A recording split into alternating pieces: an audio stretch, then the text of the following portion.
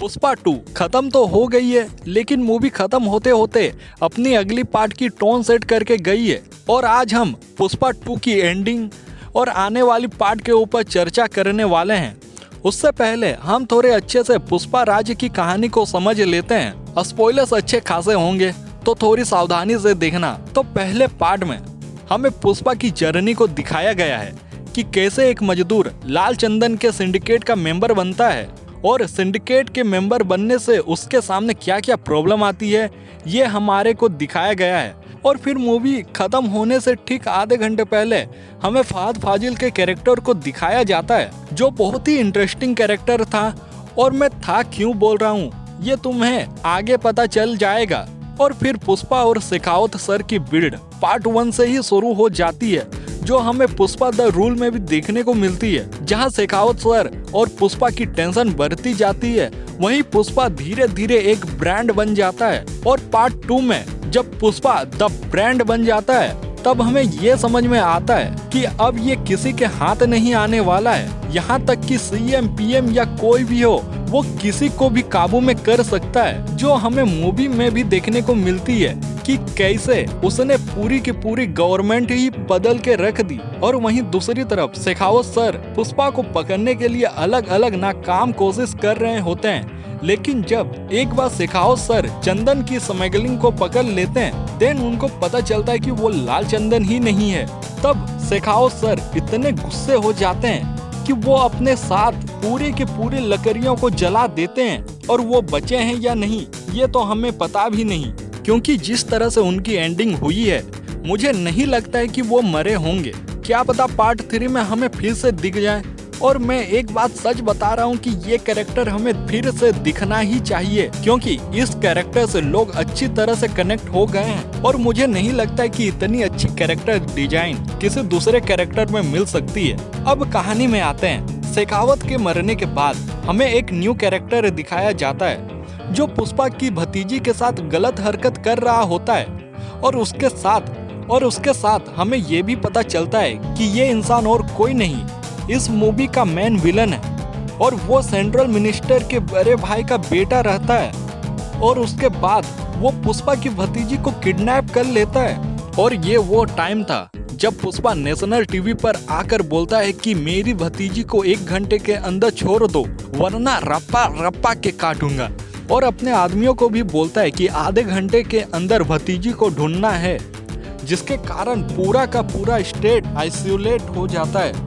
And फिर पुष्पा को अपनी भतीजी के बारे में पता चलता है।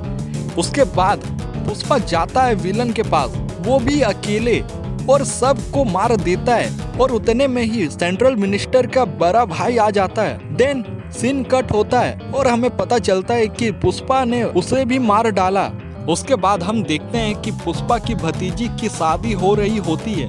तो वहीं दूसरी तरफ सेंट्रल मिनिस्टर के घर पे फ्यूनरल चल रहा होता है। तभी सेंट्रल मिनिस्टर किसी से पूछता है कि वो नहीं आया।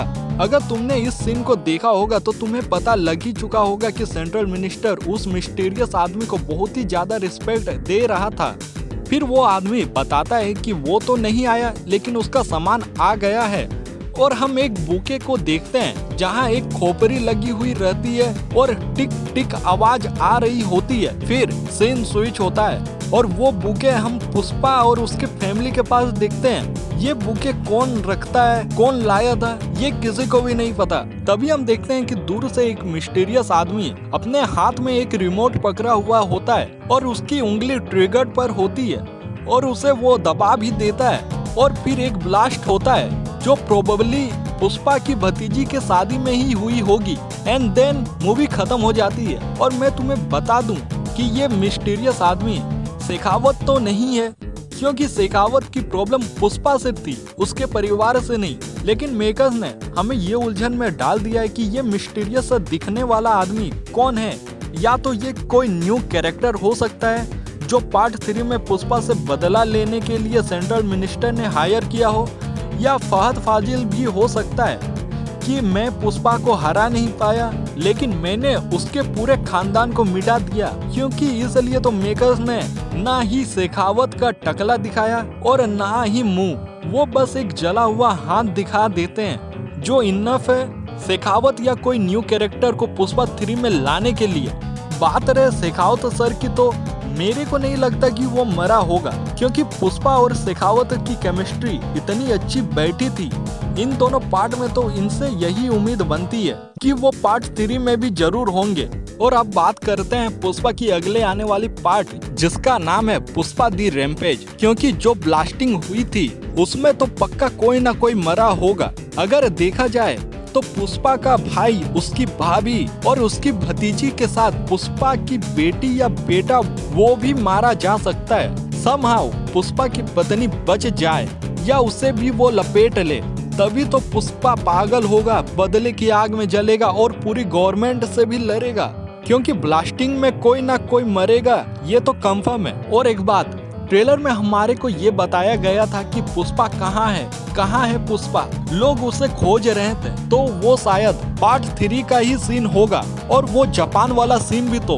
मतलब वो सीन हमें आने वाली पार्ट पुष्पा द रैम्पेज में पता चलेगी, क्योंकि इस मूवी में वैसा कुछ सीन था ही नहीं। इसी के साथ हम वीडियो को यहीं एंड करते हैं, और वीडियो अच्छी लगी हो तो लाइक कर दो वीडियो को, सब्सक्राइब कर दो चैनल को, और तब तक के लिए देखते रहो सुपर कॉमिक।